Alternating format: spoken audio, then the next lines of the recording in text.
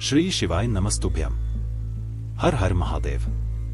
दोस्तों 2024 में सावन का महीना कब है और कितने सोमवार पड़ेंगे, पल सावन की समाप्ति कब है तथा रक्षाबंधन कब है और व्रत का पालन कैसे करें, व्रत में कौन सी चीजें नहीं खानी चाहिए, जाने सब कुछ इस वीडियो में। दोस्तों सावन का महीना शिव भक्तों के लिए प्यार की सौगात लेकर आता है। यही महीना है जिसे हम प्यार का महीना भी कहते हैं। साथ ही साथ से बहुत बड़ी जोरों शोरों के साथ सावन के महीने का बड़ी ही बेसब्री से इंतजार करते हैं। सावन में भगवान शिव धरती पर आकर अपने हर भक्त के घर में वास करते हैं और उनकी सच्ची भक्ति से धन धान्य करते हैं। सावन का हर एक दिन बहुत ही शुभ माना जाता है, हर दिन पवित्र होता है, हर दिन भगवान शिव की पूजा की जाती है। लेकिन सोमवार के व्रत की बात ही कुछ और होती है। दोस्तों सच्चे दिल से लिखें, हर हर महादेव, ओम नमः शिवाय, और हमारे चैनल को सब्सक्राइब करके इस बेल आइकन को जरूर दबाइएगा। दोस्तों आप जानते हैं सावन के इस पवित्र महीने में कितने सोमवार पड़ेंगे और आपको कितने व्रत रखने हैं, आइए जानते हैं। दोस्तों सावन का महीना 2024 22 जुलाई दिन सोमवार को पड़ रहा है। बहुत ही शुभ योग बन रहा है। यह दिन साक्षात मंगलकारी है।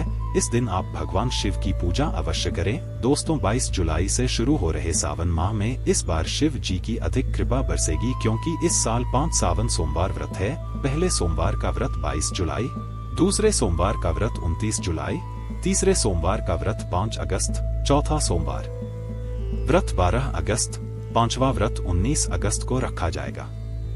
इस बार सावन महीने में भगवान भोलेनाथ आपके घर में अस्थायी रूप से वास करने वाले हैं, तो ऐसे में दिल खोलकर भगवान शिव की उपासना और भक्ति में लग जाइए।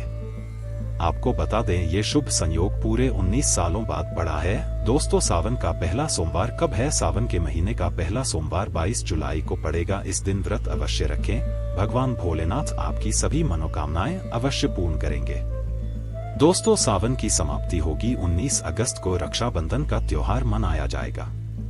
दोस्तों ऐसे में हम जानते हैं सावन के पवित्र महीने में कौन सी गलती नहीं करनी चाहिए जिससे किसी भी नाराज न हो, और सावन में यह फल तो कभी मत खाना, नहीं तो भगवान भोले बाबा आपसे क्रोधित हो सकते हैं, आपका व्रत टूट सकता है। आइए कुछ ऐसी सावधानियां जिसे भूलकर भी नहीं करनी चाहिए। दोस्तों नंबर 1, शास्त्रों में कहा गया है कि व्रतधारी को उधार मांगकर फल आदि नहीं खाना चाहिए, इससे पाप लगता है और व्रत अधूरा रह जाता है। सोमवार का व्रत हो या कोई भी क्यों न हो, दूसरों से मांगकर भी व्रत आदि में फल वगैरह नहीं खाना चाहिए। व्रत में उधार मांगकर खाने से व्यक्ति का व्रत झूठा हो जाता है। ईश्वर की शरण में आने पर व्यक्ति को झूठ नहीं बोलना चाहिए, कर्ज नहीं लेना चाहिए, चुगली आदि नहीं करना चाहिए, उधार मांगकर भी नहीं खाना चाहिए। अगर आपको कोई अपनी मर्जी से खाने के लिए व्रत में कुछ देता है तो उसे आप खा सकते हैं, लेकिन व्रत में कम से कम उधार मांगकर फल आदि नहीं खाना चाहिए, इससे पाप लगता है और व्यक्ति की पवित्रता भंग हो जाती है। दोस्तों नंबर 2, सोमवार का व्रत हो या साबुन का व्रत, आपको नाशपाती नहीं खाना चाहिए। दरअसल इस फल का नाम नाशपाती यानी नाश करने वाला होता है, इसीलिए इस फल को व्रत में नहीं खाना चाहिए। व्रत आदि को छोड़कर किसी और दिन आप कभी भी खा सकते हैं, लेकिन अगर जिस दिन आपका व्रत हो उस दिन नाशपाती का सेवन नहीं करना चाहिए। भगवान को भी नाशपाती नहीं चढ़ाना चाहिए। दोस्तों नंबर 3, कुट्टू या सिंघाड़े का आटा खाने से भी आपका ब्लड टूट सकता है। आपको बता दें लंबे समय से रखा हुआ आटा आपका व्रत भंग कर सकता है। दरअसल पुराने आटे में गुण आदि कीड़े वगैरह पड़ जाते हैं जो ठीक तरह से दिखाई नहीं देती। ऐसा आटा खाने पर दरअसल आप मांस का सेवन करते हैं और व्रत में कीड़े खाना घोर पाप के बराबर माना गया है और आपका व्रत भी भंग हो जाता है। व्रत में ताजी आटा खाना चाहिए। लंबे समय से रखे हुए आटे में कीड़े पड़ जाते हैं, ऐसा कभी न करें। व्रत हमेशा शुद्धता में ही रखना चाहिए। सावन का महीना बड़ा ही पवित्र महीना माना गया है, इसीलिए ये 5 चीजें भगवान शंकर के पास कभी न रखें। तो चलिए जानते हैं। दोस्तों नंबर 1, जहां रखा हो शिवलिंग या महाद्वीप की कोई भी प्रतिमा तो वहां पर भूलकर भी चप्पल जूते लेकर नहीं जाना चाहिए। जरा सोचिए जब आपके कमरे में कोई चप्पल लेकर प्रवेश करता है तो आपके कितना क्रोध आता है। इसी कारण महादेव भी आपसे नाराज हो जाते हैं और आपको मिलने वाला फल नष्ट हो जाता है। ऐसे में मंदिर में नंगे पांव ही प्रवेश करना चाहिए, क्योंकि चमड़े की चप्पल हमेशा अशुद्ध रहती है, इससे देव शक्ति नाराज होती है। दोस्तों नंबर 2, अक्सर महिलाओं को मासिक धर्म आ जाता है और वह बिना किसी को बताए पूजा पाठ कर लेती हैं। जो कि शास्त्रों में वर्जित माना गया है। इस समय महिलाओं को जानकर भी अनजान नहीं बनना चाहिए। अगर आपको मानसिक पीड़ा है तो घर के बने मंदिर में या बाहर बने मंदिर में कभी प्रवेश नहीं करना चाहिए। इससे देव शक्तियां नाराज होकर आपसे क्रोधित हो सकती है। ऐसे समय में शिवलिंग को छूना घोर पाप के बराबर माना गया है। जरा सोचिए, ऐसी अवस्था में जब महिला को बुरा लगता है तो ईश्वर को कितना बुरा लगेगा। इसीलिए महिलाओं को ऐसी अवस्था में मंदिर, यात्रा, घर में पूजा पाठ, भगवान की प्रतिमा को छूना या तुलसी में पानी भी ही डालना चाहिए। तुलसी का पौधा भी सूख जाता है। जब देव शक्तियां नाराज होती है तो लाजमी है कि घर में कंगाली और गरीबी, लड़ाई झगड़े होने लगती हैं। ऐसा कभी मत करना। दोस्तों, नंबर 3, शास्त्रों में बताया गया है कि जहां होता है शिवलिंग तो वहां पर सभी शक्तियां सक्रिय रहती है। अगर घर में होता है शिवलिंग तो वह व्यक्ति महाद्वीप की कृपा सदैव पा लेता है। वास्तु शास्त्र के अनुसार शिवलिंग से हर वक्त ऊर्जा का संचार होता रहता है। इसीलिए शिवलिंग पर जल धारा हमेशा होनी चाहिए, जो ऊर्जा को शांत रखता है। कुछ लोग अपने घर में शिवलिंग तो रख लेते हैं, लेकिन वह एक हफ्ते के बाद जल चढ़ाते हैं, जो कि बिल्कुल भी अच्छा नहीं माना जाता। अगर आप जल नहीं चला सकते तो आप अपने घर में शिवलिंग स्थापित कभी न करें, जो कि गरुड़ पुराण में बताया गया है। इससे उल्टा घर में विनाश होता है। दोस्तों, नंबर 4, शास्त्रों में बताया गया है कि तुलसी और महाद्वीप का बैर माना गया है। इसी कारण तुलसी में शिवलिंग और गणेश की प्रतिमा को नहीं रखा जाता। कई लोग जाने अनजाने में शिवलिंग को तुलसी में रख देते हैं और घर में परेशानियां आना शुरू हो जाती है। इससे महाशक्तियां क्रोधित हो जाती है। शिवलिंग पर तुलसी भी नहीं चढ़ाना चाहिए। तुलसी में और शिवलिंग में कुछ दूरी होना चाहिए। दोस्तों, नंबर 5, घर का मंदिर या बाहर का मंदिर, किसी भी मंदिर में ऐसे व्यक्ति को प्रवेश नहीं करना चाहिए जिसने स्त्री प्रसंग अर्थात संभोग किया हो या उसने मांस खाया। अगर आप शारीरिक रूप से गंदे हैं तो मंदिर के आसपास भी नहीं जाना चाहिए। घर के बने मंदिर में कोई कपड़ा आदि डाल देना चाहिए।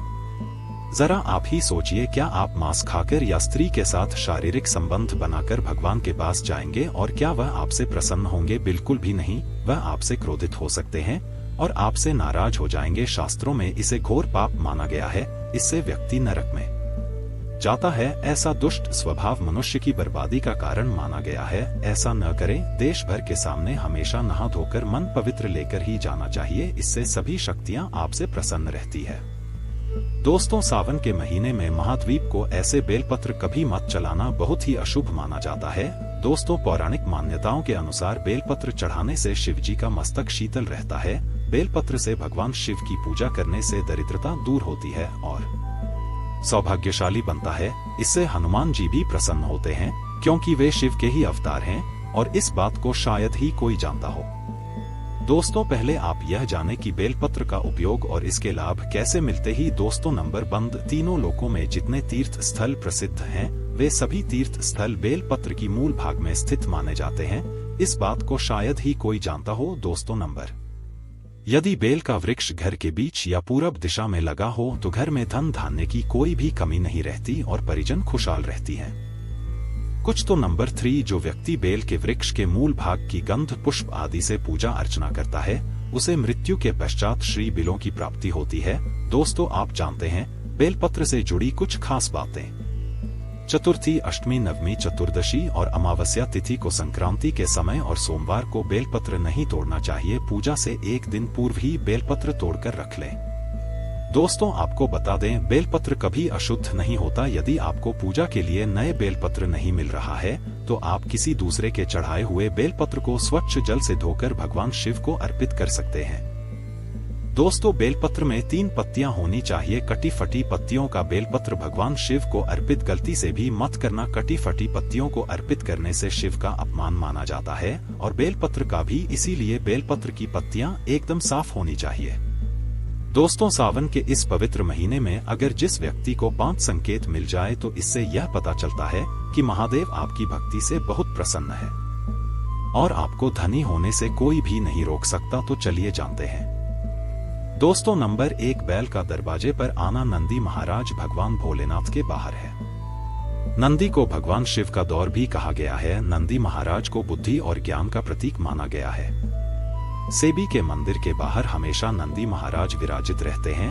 लेकिन अगर सावन के इस पवित्र महीने में अचानक से नंदी महाराज आपके दरवाजे पर आ जाएं और घर की चौखट को से मांगने लगे, तब आपको समझ लेना चाहिए कि भगवान शिव आपके घर में आने वाले हैं, जो कि यह एक उनके आने का संकेत थे। भगवान शिव आपकी भक्ति से बहुत प्रसन्न है और आपके घर में खुशियां आने वाली हैं। आपको धनी होने से कोई नहीं रोक सकता, लेकिन याद रहे नंदी महाराज को तिलक लगाकर मीठा भोग जरूर खिलाएं। दोस्तों, नंबर 2, सावन के पवित्र महीने में अचानक से आपके सपनों में अगर शिवलिंग दिखाई दे जाए, अर्थात भगवान शिव दिखाई दे जाए, तो इसे आपको यह समझना चाहिए कि अब आपके जीवन से परेशानियों का अंत जल्दी हो जाएगा। भगवान शिव आपकी सच्ची आराधना भक्ति से बहुत खुश हैं और वह आपके घर में आने वाली हैं। ऐसे में याद रहे, शिव की भक्ति में कोई भी कमी नहीं आना चाहिए। घर को गंदा मत रखना, क्योंकि आपके घर में भगवान शिव आने वाले हैं।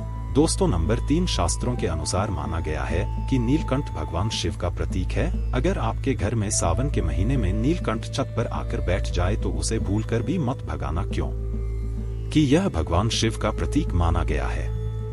ऐसे में आपको खुश होना चाहिए, क्योंकि भगवान शिव आपकी भक्ति से बहुत खुश हैं। शास्त्रों में बताया गया है कि नीलकंठ अगर मनुष्य के घर पर आकर बैठ जाए तो साक्षात घर में महासचिव के आने के संकेत माने गए हैं।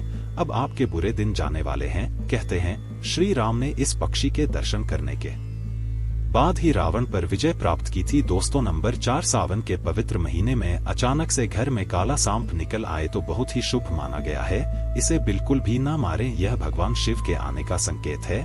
जिनकी भक्ति से महादेव प्रसन्न होते हैं, तब महाद्वीप किसी खास पर ही अपने दर्शन देते हैं। सावन का महीना बहुत ही पवित्र महीना माना गया है। यही वह महीना है जिसमें भगवान शिव धरती पर आते हैं और उसी घर में अपना वास बना लेते हैं जो सच्चा भक्त होता हो। सपनों में किसी मंदिर में नाग नागिन का जोड़ा देखना बहुत ही शुभ माना गया है। ये घर में सेबी के आने के संकेत हैं। अब आपको खुश होने की जरूरत है। दोस्तों, नंबर 5, सावन के शुभ अवसर पर सोमवार के दिन डमरू की आवाज, घंटियों की आवाज सुनाई दे जाए तो यह अत्यंत शुभ माना गया है। इस का अर्थ यह है कि भगवान भोलेनाथ आपसे प्रसन्न है और जल्द ही आपके घर और जीवन में प्रवेश करने वाले हैं, जिससे आपका आर्थिक संकट दूर होकर जीवन में सुख समृद्धि आने वाली है। महादेव आपसे बहुत खुश हैं। दोस्तों, महादेव की कृपा पाने के लिए एक बार भगवान शिव का जयकारा अवश्य लगाएं।